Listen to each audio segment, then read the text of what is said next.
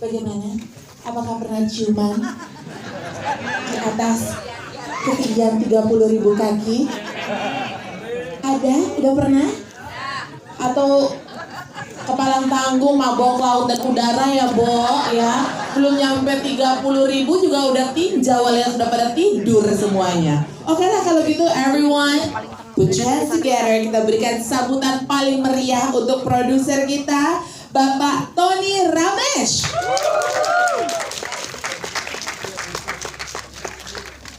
Jangan berhenti dong tepuk tangannya sampai Pak Tony aja bersama-sama dengan kita di tengah-tengah kita.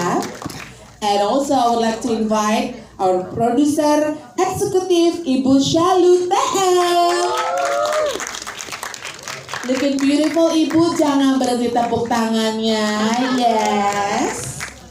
Kita undang juga sutradara kita Kang Benny Setiawan.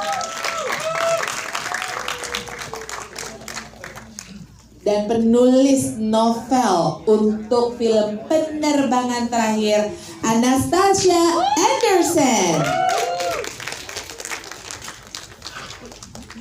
Oke ibu-ibu, sengesel-ngeselinnya kelakuan Kapten Deva, ya, tapi tetap bikin gemes kan?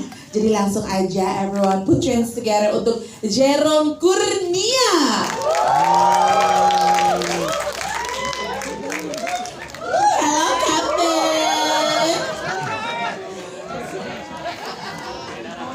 Aduh, masih pada pengen terbang ya. Gimana ibu? Kapten. Emang perempuan tuh suka lemah sama laki-laki berseragam, ya kan? Kita undang juga Nadia Arina.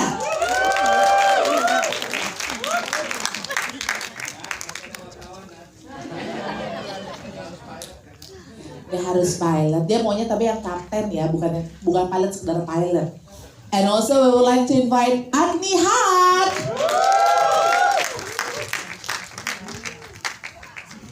Ayo loh, Mbak Nadia belum duduk loh, mana tepuk tangannya sampai selesai. We would like to invite as well Nasya Marcella.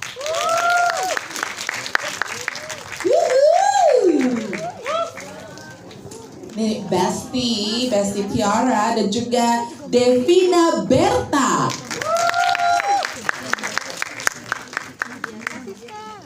Kita foto dulu yuk. Oke, kita berikan kesempatan rekan-rekan media untuk foto terlebih dahulu.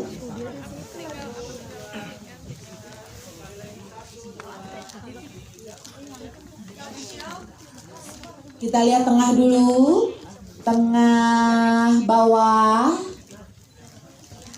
tengah atas. Yes, tengah atas. Oke, mau sebelah mana dulu guys? Kiri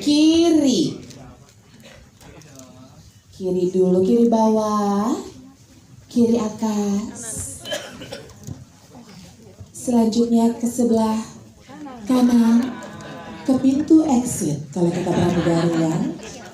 Oke, kanan bawah, lanjut ke kanan atas. Iya. Bagaimana guys? Sudah puas? Sudah puas? Pernah foto-foto di ketinggian 30.000 kaki? Silakan duduk. Udah gitu kakinya kaki Kobe Bryant, Bo. Tinggi banget deh, ya kan? So, congratulations untuk penerbangan terakhir. Congratulations untuk VMS. Boleh kita berikan tepuk tangan sekali lagi. Yes, gimana semuanya happy? Semuanya happy dengan penerbangan terakhir. Dari awal film begitu dengar Kapten Deva speak Bombay ya, sama salah satu flight attendant, cewek-cewek langsung pada either meleleh, pengen atau kesel, kita masih misteri. Jadi sekali lagi congratulations untuk VMS Studio. Aku pengen tanya terlebih dahulu dengan Pak Tony, Pak. Ini kayaknya semua cewek-cewek, cowok-cowok dari tadi begitu nonton komentar sebel, kesel, gemes. Kayaknya mereka relate dengan cerita dengan cerita ini di penerbangan terakhir. Nggak tahu sequence-nya itu apakah di Air Indo atau di Ago Bromo, kita masih nggak tahu ya. Tapi sepertinya semua orang relate dengan cerita ini. Kenapa cerita ini dimunculkan sekarang dan kenapa scene-nya ini penerbangan? Selamat sore teman-teman semua. Terima kasih telah menyempatkan hadir di sini dalam keadaan hujan. Moga-moga semuanya aman. So, paling pertama saya mau berterima kasih kepada jajaran cast dan filmmakers yang telah bersedia untuk main di film penerbangan terakhir dan telah sangat-sangat optimal mengerjakan kerjaannya. So, cerita ini beranjak dari sebuah pikiran setelah berdiskusi dengan Bu Anastasia bahwa keadaan hierarki manipulatif NPD itu banyak sekali di lingkungan, nggak hanya di lingkungan dunia penerbangan, mau di kantoran, di mana. Setting yang kita ambil penerbangan karena sesuatu yang belum pernah ditampilkan di Indonesia. Jadi kita mau membawa nuansa yang baru dengan cerita yang kompleks, tapi banyak penghiburan juga. So gampang dicerna dan bisa menikmati. So, setelah berdiskusi dengan Mas Benny, akhirnya Mas Benny mempunyai banyak-banyak ide yang dituangkan ke dalam ceritanya. Setelah kita sama-sama menyukainya dan yakin bahwa ini bisa diterima sama semua masyarakat, akhirnya kita go ahead with the project. So saya berharap semua teman-teman bisa menikmati dan tidak ada kejadian tiara-tiara lagi di luar sana. Ya, karena banyak kan kasus baru-baru ini juga ada teman-teman kita yang menulis buku dan menurut aku itu cowok-cowok NPD, cowok manipulatif. Ya, kita harus hati-hati. Semoga semuanya bisa menikmati. Terima kasih. Thank you Pak Tony. Bagaimana teman-teman media, kita aminkan jangan lagi ada tiara-tiara di luar sana. Ada amin? Amin ya. Oke, tapi ini kan kayaknya memang harus diakui bahwa wanita-wanita tuh kadang-kadang suka lemah dengan makhluk sosok berseragam. Saya nggak ngomongin aparat ya, saya ngomongin pilot gitu. Apa scene-nya ini penerbangan karena memang udah kejadian over and over again nih, viralnya ke situ-situ lagi, gimana Pak Tony? Ya, salah satu yang paling sering viral di masyarakat kita ya adalah scene soal pilot. Dan kita sangat setuju pas Mas Benny mengkonsepkan film ini bahwa ini sesuatu yang menarik buat kita angkat gara-gara bisa syuting di bandara, di pesawat. So that is one of the reasons kita decide untuk mengambil tema penerbangan. Oke, seru banget. Dan sekarang saya pengen ngobrol dengan Ibu Syalu. Ini kan apa ya, cerita yang udah relate banget sama kita. Kita udah dengar cerita seperti ini di kehidupan nyata. Bahkan mungkin teman-teman ada yang temennya atau teman-teman sendiri yang mengalami hal seperti ini gitu. Gimana supaya cerita ini tidak hanya sekedar skandal, tapi sebenarnya apa sih yang ingin disampaikan lebih jauh lagi message-nya kepada para penikmat film Indonesia? Pertama, terima kasih semuanya yang sudah meluangkan waktu untuk menghadiri premier penerbangan terakhir. Gimana dulu nih, pada ada yang sebel? Paling sebel sama siapa sih? Sama siapa?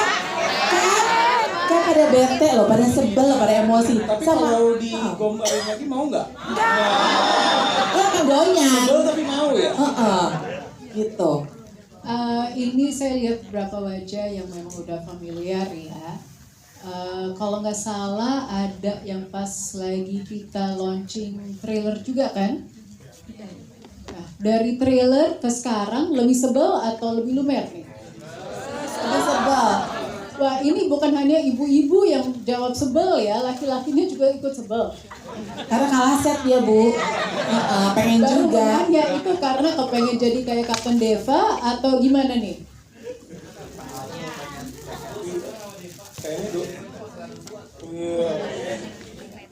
Maksudnya terbang gratis gitu kan? Nah, untuk jawab pertanyaannya, kalau skandal itu hanya latarnya saja ya. Tapi di sini itu kita mau sampaikan gimana untuk wanita-wanita, mungkin juga laki, yang bisa mengenali red flag itu gimana.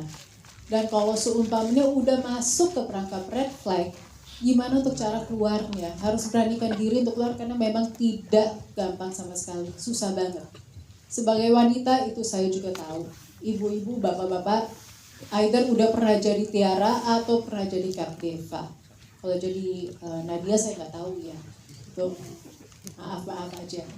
Tapi di sini memang kita ada berapa message ya, bukan hanya love bombing atau NPD, tapi gimana cara keluar dari sana, memberanikan diri untuk keluar dari sana. Dan di sini kita memang ini isu yang sangat sensitif, makanya kita berusaha membungkusnya dengan estetik biar bukan hanya sekedar skandal aja, tapi bisa ambil lesson, ambil maknanya dari film ini. Terima kasih. Thank you Ibu. Tuh supaya dapat makna. Tapi dapat nggak sih teman-teman, coba ada yang bisa angkat tangan kira-kira untuk satu cewek deh, kira-kira pelajaran yang didapat dari penerbangan terakhir ini apa? Yang bisa mengerti gimana cara keluar dari perang Yes. red flag gitu. Ada? Oh ya, hai, gimana? Kira-kira bisa keluar dari masalah seperti Tiara ini, apa yang harus kita lakukan sebagai seorang perempuan? Kalau misalkan bisa sih kita terima dulu, karena percuma kita udah dibikin hancur-hancurnya kan, seperti tadi perasaan Tiara. Terus yang kedua itu ya udah kita move on dan move in.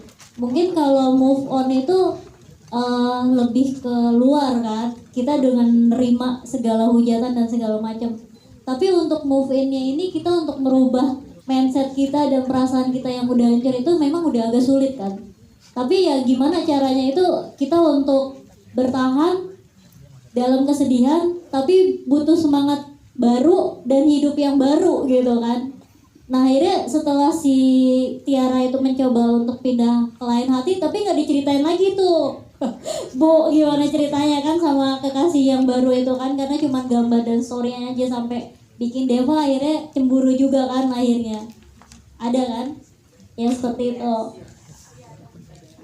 Nah itu apa namanya kan gak dikasih tahu juga kelanjutannya, sementara si Tiara itu sebenarnya sudah move on dengan Kak Deva. Ya. Coba tepuk tangan untuk jawaban yang sangat luar biasa. Kayaknya tadi move on, abis itu move in ke apartemen Kuningan ya. Iya nggak sih, Kak Deva? Setuju ya, move on tapi move in juga gitu, ya enggak? Oke, ini kayaknya tadi udah ada hint-hint, kayaknya pengen ada seriesnya kayaknya ya.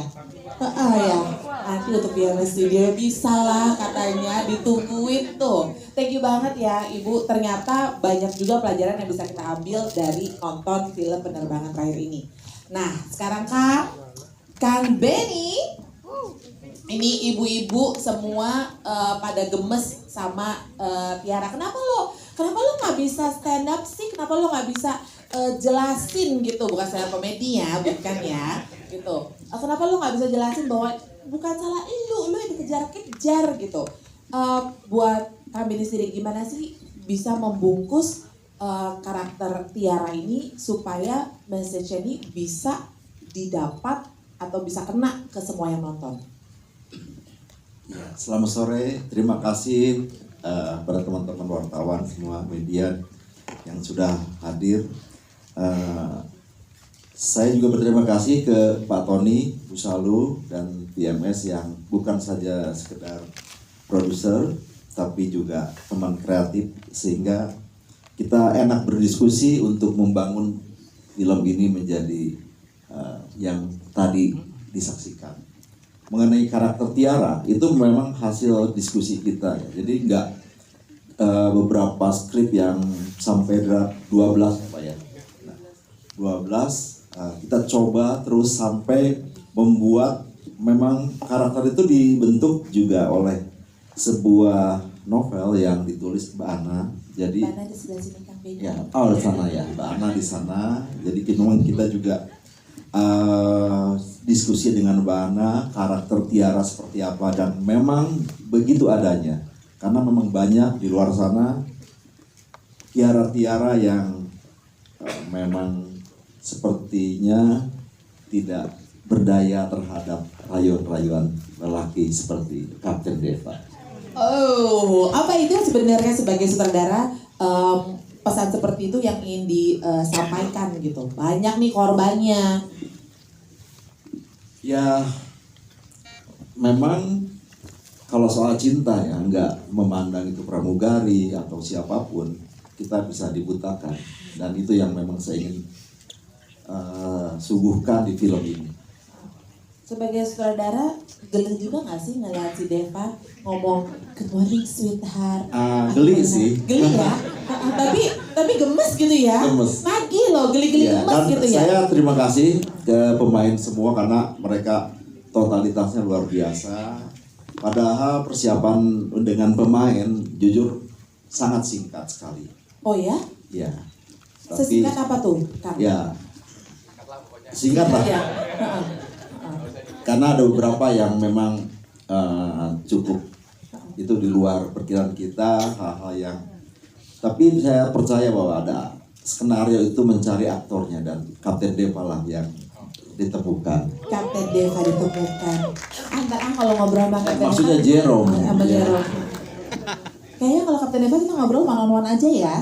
Kayaknya ya, nggak usah rame-rame gini biar lebih dapet gitu. Tapi sebelum ngobrol sama semua cast yang ada di Penerbangan Terakhir, aku mau ngobrol sama penulisnya, Nona Ana. Nona Ana, apa yang ada di pikiran kamu ketika membuat cerita yang begitu relate, gemes, dan kayaknya karakter-karakternya tuh sungguh nyata ada di sekeliling kita? Apa yang menginspirasi Nona Ana alias Anastasia Anderson? Oke, terima kasih sebelumnya untuk rekan-rekan media dan teman-teman yang sudah hadir di sini dan sudah menyaksikan film Penerbangan Terakhir. Yang aku sempat intip tadi bahwa reaksinya tuh macam-macam. Ada yang gitu ya, ada yang bodoh banget sih. Ada juga yang kasihan, ada juga yang bener nih harusnya Pas ngeliat cuma iya, ada yang kamu nggak gitu kan, kamu nggak gitu kan, gitu kan, ya itu memang benar-benar sepertinya menjadi fenomena sosial yang dekat dengan kita ya, dan sudah menjadi rahasia umum sebenarnya bahwa ada suatu banyaklah yang viral-viral gitu. Tapi sebelumnya jauh dari itu aku sudah meriset sih tentang perilaku manipulatif dan juga hubungan love bombing, sehingga ketika memang ada kasusnya atau kejadian yang viral itu aku ngerasa kayak wah ternyata memang ini saatnya untuk kita jadikan suatu pelajaran bagi teman-teman bahwa tidak menjadi Tiara, tidak menjadi Kapten Deva, tidak menjadi Nadia juga. Bagaimana dengan menjadikan itu sebuah novel.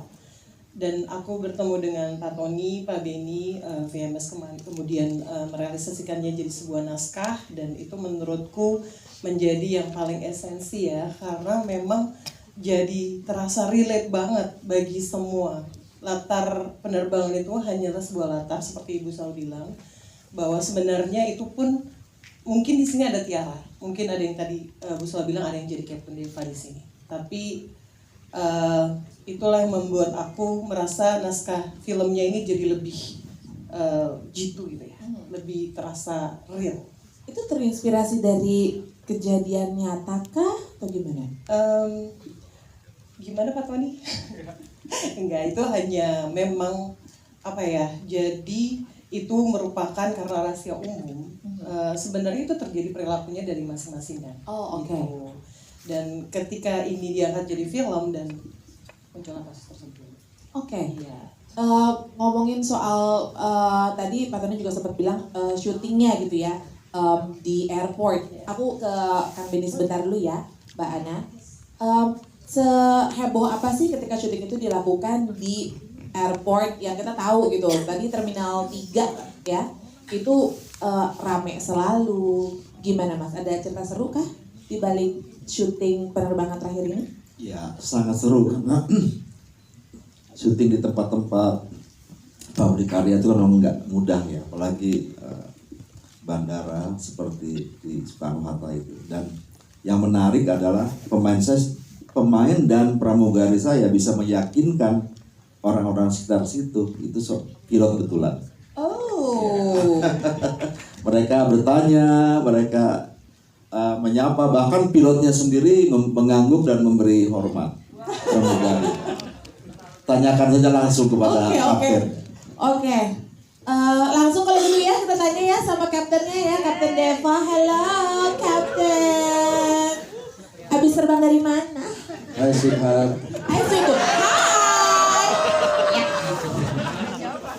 Berapa? Di hai dulu ibu-ibu di depan udah pada. Udah ya. Makasih ya udah ngeluangin waktu nonton film penerbangan terakhir.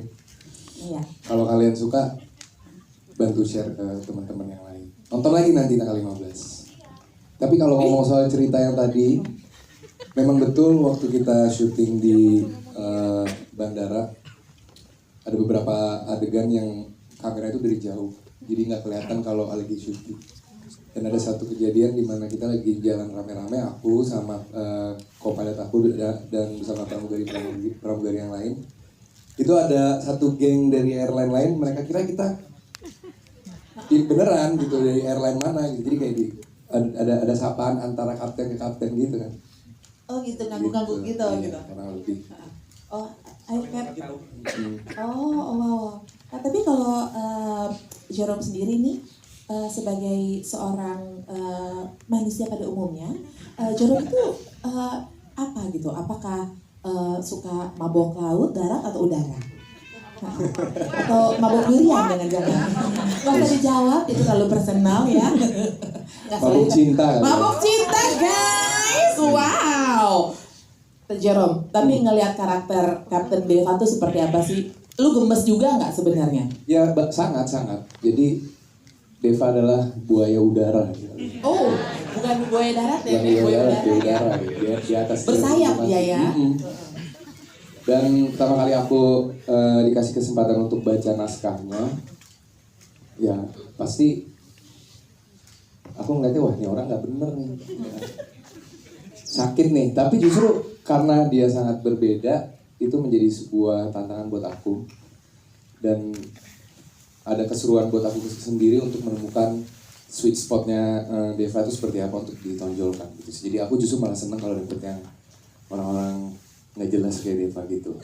Oke. Menurut Jerome sendiri, kalau red flag bisa dinilai si Kapten Deva ini berapa nilainya? Waduh. Dari 1 sampai 10. 100 kali ya. 100. Iya benar-benar ya. 10. Tapi pernah ketemu bentukan kayak si Kapten Deva ini? Lu belajar gimana sih cara mengembrace, merasuk ke dalam si Kapten Devanya tuh apa, pelajaran apa yang lo lakukan? Yang pasti kita pertama-tama berangkat dari naskah dulu. Ya. Naskah udah ditulis dengan sangat apik, kita berangkatlah dari situ. Tapi tentu kita juga perlu nge-moldnya gitu, kita perlu ngebikinnya jadi seperti apa. Dan biasanya kalau aku ambillah dari beberapa referensi, antara itu dari film lain atau dari orang-orang yang kita ketemu di sehari-hari gitu. Studi banding gitu? Iya gitulah. Oh oke. Nanti ya kalau pada mau nanya ya, ada gilirannya ya. Oke. Berarti buat Jerome sendiri lo menikmati menjadi kapten? Sangat. Kapan lagi kita bisa memerankan seseorang lain, memerankan orang lain. Dan di sini kita bisa memerankan orang lain yang kalau lu sebagai orang itu di hidup asli itu sangat nggak baik kan, itu kayak orang jahat. Tapi di sini kita hanya memerankan dari kesempatan dan bisa di dalam sepatu yang mereka tuh rasanya kayak kesempatannya dan seru gitu. Oke. As a person, sebagai seorang Jerome, menurut kamu, what do you think about men in uniform? As a person. Yes. As a man ya. As a man. Ya rapi aja. Rapi tuh. Kalau orang pakai seragam itu ada wibawanya tersendiri. Dia harus menghargai seragamnya itu. Ketika contoh di sini pilot, ketika orang memakai baju pilot, berarti dia sudah terbukti, dia sudah melewatkan banyak hal untuk bisa memakai baju itu. bukan kayak yang gadungan-gadungan kemarin gitu ya. Oh iya benar. Tapi beneran yang dia udah bisa pakai baju itu karena dia udah melewati banyak hal, dia udah belajar, dia udah jam terbangnya banyak, makanya dia bisa pakai baju itu, pakai uniform, dan pasti kita sebagai orang yang pakai uniform tuh punya kebanggaan sendiri sih. Memerankan orang yang memakai seragam, ya, memakai uniform itu berarti benar apa yang dikatakan oleh Jero, bahwa orang yang udah pakai uniform tuh udah melalui asam garam gitu. Jadi kayaknya kalau misalnya dia speak Bombay begitu memang sudah layak dan sepantasnya gitu ya, yang nggak bisa speak cewek-cewek gitu, flight attendant gitu kan. Ya, ini ada di sini yang saudaranya jadi pilot atau captain ada? Ada? Nggak mau ngaku, Mas. Nggak mau ngaku ya. Oke, ada itu teman saya tuh ada flight attendant umroh ya, makanya dia baik-baik aja kalau dia. Oke, sekarang kita mau ngobrol dengan Nadia Arina sebagai Tiara. Tekanan batin nggak sih, Bo? Tekanan batin sih. Gak usah sebagai Tiara, tapi sebagai Nadia baca skrip pertama kali aja tekanan batin. Oke. Kayak, kok bisa ada cowok sebrengsek ini? Kamu gak gitu kan sayang? Gitu. Oke. Lo, itu kan tadi lo ngelihat si Kapten Devana. Lo sendiri ngelihat sebagai Tiara gemes juga nggak? Kok ada sih perempuan kayak begini gitu? Gemes, tapi mungkin ya itu memang ada di sekeliling kita gitu. Mungkin termasuk aku juga kali ya pernah gitu mengalami itu gitu. Jadi mungkin di fase-fase umurnya Tiara yang ada di karakter tuh memang menurut aku masih awam sekali dengan knowledge tentang laki-laki yang manipulatif tuh seperti apa sih gitu. Maksudnya dengan ada love bombing itu kan pasti cewek-cewek kayak Tiara tuh masih menganggapnya oh ini tuh emang love tuh kayak gini gitu loh, emang effortnya seorang laki-laki tuh emang seperti ini gitu. Jadi itu sih mungkin karakter Tiara juga bisa menjadi guide juga buat para penontonnya, di mana untuk bisa membedakan mana yang manipulasi mana yang enggak. Itu mungkin. Nah, aku belum nyapa kalian semua. Boleh. Terima kasih semuanya teman-teman sudah datang di gala premier kita. Semoga tadi suka nontonnya dan semoga bisa di-share ke teman-teman yang belum nonton. Oke. Mbak Tiara mungkin bisa kasih masukan untuk teman-teman di mana pintu exit kira-kira? Ya. Kebetulan pintu exit kita ada 2, di sebelah sana dan di sebelah sana.